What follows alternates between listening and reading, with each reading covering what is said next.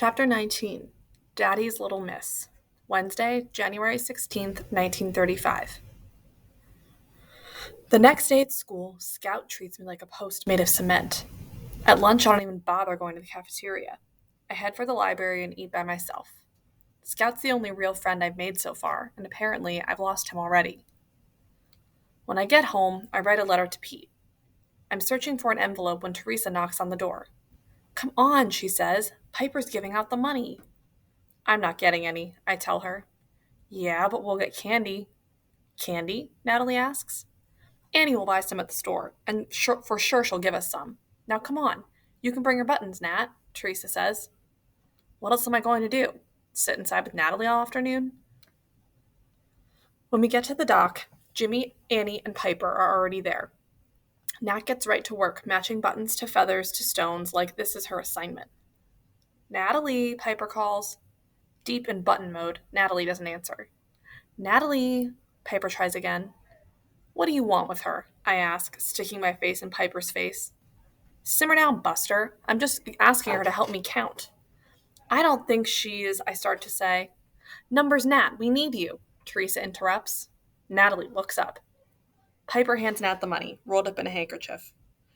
$3.20, split four. Excuse me. Piper looks at me. Three ways. $1.06, 2 cents left over. Natalie rocks with pleasure.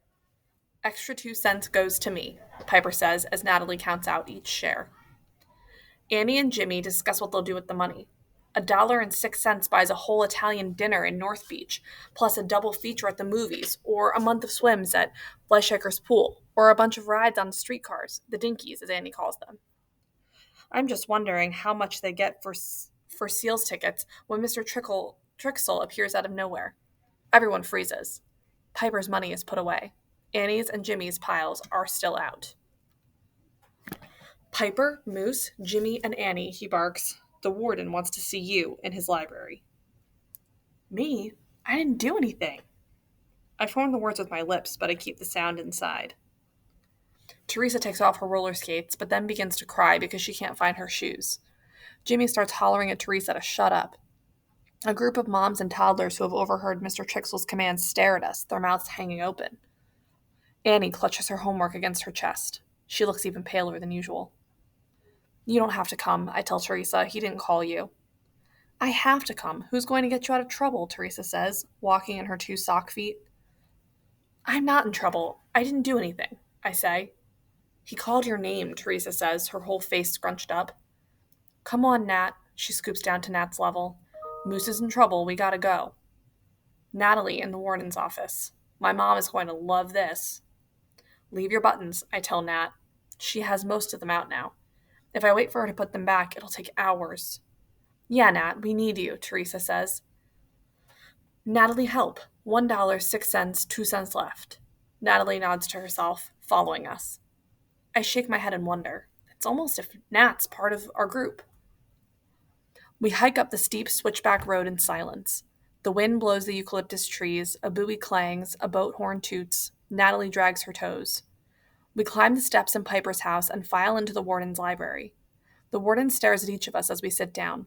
He says nothing for the longest time. The silence presses down on me. I didn't do anything. It wasn't me, I want to yell. When he finally speaks, his voice is very low. I am so disappointed. I can't even begin to tell you how disappointed I am. Outside, the gulls are arguing. They sound loud, even through the window. I glance down at Natalie, who's sitting on the floor, running her hand over the spines of the books. The warden looks at each of us. He takes a pair of our small gold spectacles out of his shirt and flicks them open. Out of his pants pocket, he removes an envelope. All of his motions are slow and deliberate. He unfolds the letter and begins to read. "Dear Warden Williams, my son, Dell Jr., goes to school with your daughter, Piper Williams. On Tuesday, Dell came home from school without his shirt. When I asked him where it was, he said his shirt was to be laundered by the notorious gangster inmate Al Capone. Of course, I thought his imagination had the best of him, but when he explained the details of the operation, I began to see that the idea was simply too preposterous to have been made up.